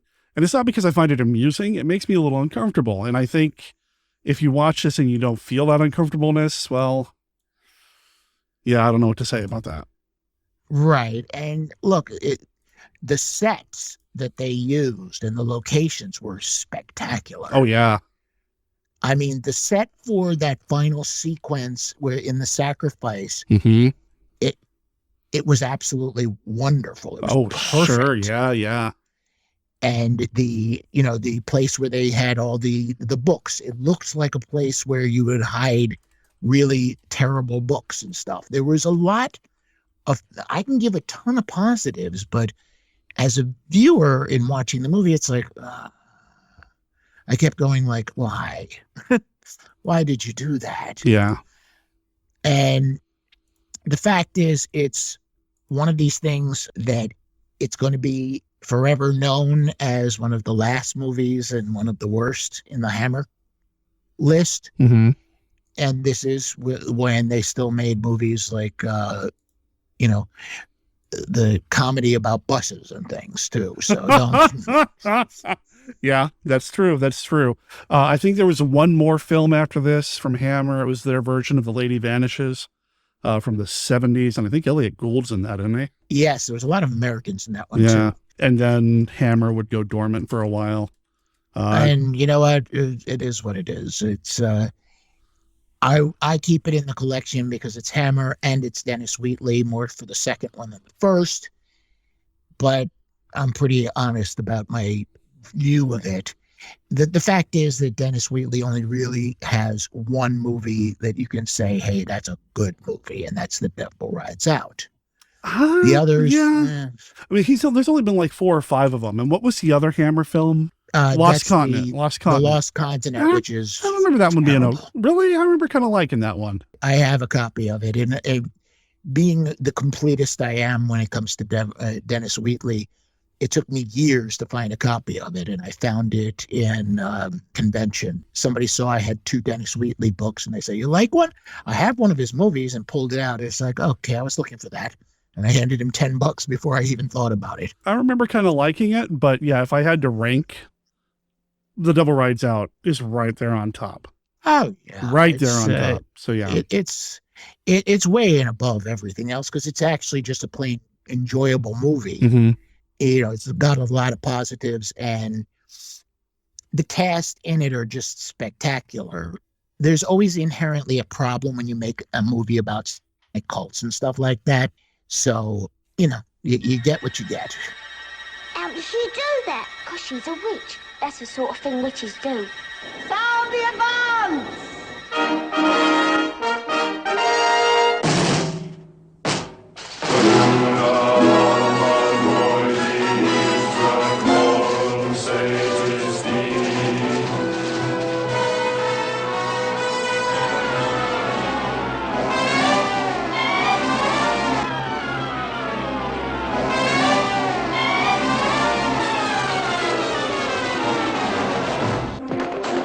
Here she comes, in the most enchanting role of her career, the incomparable Angela Lansbury.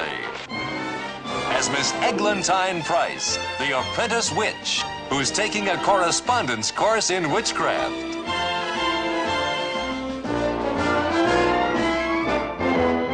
And funny man David Tomlinson as the lovable London con man. Please note the name, ladies and gentlemen, Professor Emilius Brown. I am here to divert, to amuse, and yes, even to help you. In Walt Disney Productions' super magical motion picture, Bedknobs and Broomsticks. I like you better as a rabbit, Charlie. Together, they lead 3 homeless Cockney waifs. They'd take us to the island of Naboombu. Through a world of magic, more fantastic than anything you've ever seen before.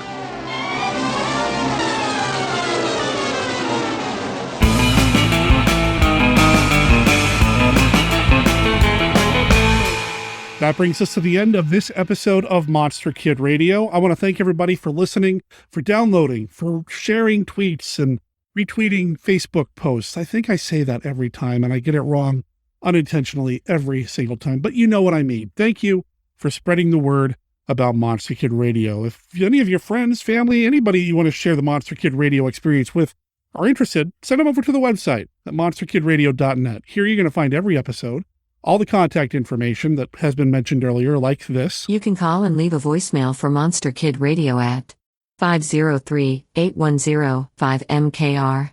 That's 503-810-5657. Or you can send an email to the podcast.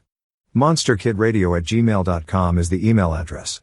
That's monsterkidradio@gmail.com. As well as links to everything we have going on, our Facebook page, our Facebook group, our Twitter, our Patreon, our Discord, our Twitch, our, what's the other one that starts with an R? Reddit. We've got everything over there if you want to know more about what we've talked about here on the show. Plus, you can find the Amazon affiliate links. Now, the first Amazon affiliate link, it's the silhouette of the Frankenstein monster with the Amazon A in it. If you click on that, that just takes you to Amazon in general. Use that when you start searching for something to buy on Amazon. Or if you want to buy something specifically that we've talked about here on the show, there's buttons for that as well. Every time you do this, you help out the podcast by taking a few pennies out of Jeff Bezos's pocket and putting them into Monster Kid Radio's. I appreciate all the support. Even if you do something like this, that doesn't cost you any extra. Of course, you can become a patron or donate through coffee if you're on the Twitch stream on the weekend. Speaking of the Twitch stream, how's that for a segue? It's like I've been doing this for over 500 episodes. Speaking of the Twitch stream, this Saturday at twitch.tv/MonsterKidRadio, starting at 11 a.m. Pacific, we are showing wintry monster movies. We are trying to say farewell to winter here at Monster Kid Radio HQ, Central Headquarters, the Mad Lab. We've come up with names before, but I really need to come up with something specific. But anyway, we've been trying to say goodbye to winter up here. In fact, we just had some unexpected snow the other day. Messed me up, both with my seasonal depression and my allergies/asthma. It was not fun. Anyway, we're trying to say goodbye to all of this. And we're showing wintry monster movies this weekend. Things like Snow Beast, Half Human, and a handful of others. So join us at twitch.tv/MonsterKidRadio this Saturday. It's free to watch. It's free to follow. You can even subscribe to the channel for free if you have Amazon Prime and you haven't used your monthly Prime gaming benefit, because you get that if you're a member of Amazon Prime as part of your benefits there. You can follow along and be notified whenever we go live over there. Join us.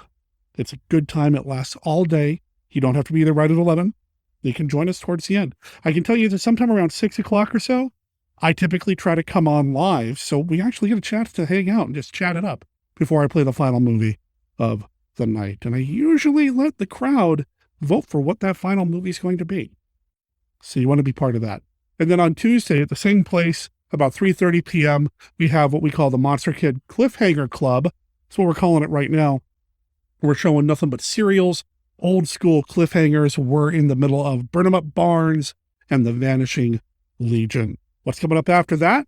Well, you just have to follow those Twitch channels to find out. What's coming up next week on the podcast? Well, I'm not 100% sure, but I have a couple of irons in the fire. I have a couple of lines out. I just hope I can reel in something before the next week's episode. I'll keep you posted, but I have a strong feeling it may have something to do with the fact that it's awards season, which I want to talk about briefly. Now, I mentioned this during the conversation with Frank, that his book is nominated for a Costigan Award, The Last Days of Atlantis. Now, you have to be a member of the Robert E. Howard Foundation to vote for that. However, there's something else you can vote for, and you don't have to be a member of anything to do it.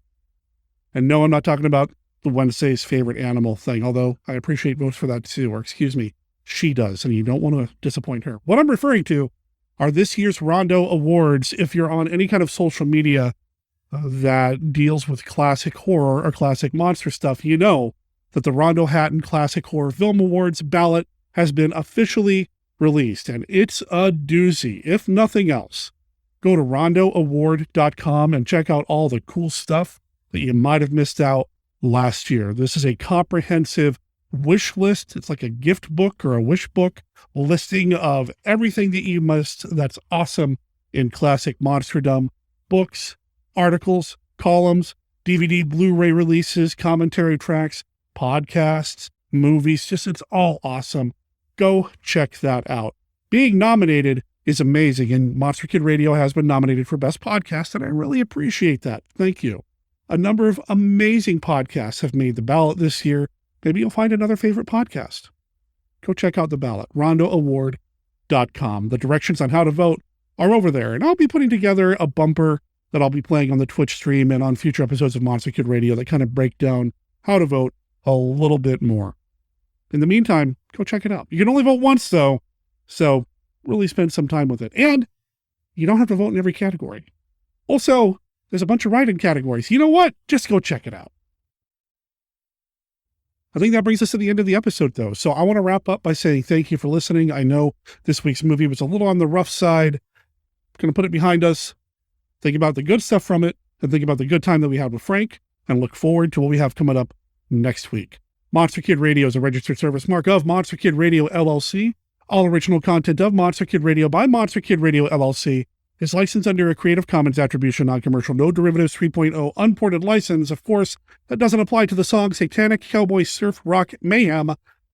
That is copyright 2022, The Void Surfers. You can find it on their upcoming album over at thevoidsurfers.bandcamp.com. Or if you happen to be in Finland where they're based, you might bump into them there if they're doing a show or anything like that. Either way, go check them out and let them know that Monster Kid Radio sent you. My name is Derek M. Cook. I'll talk to everybody next week. Ciao.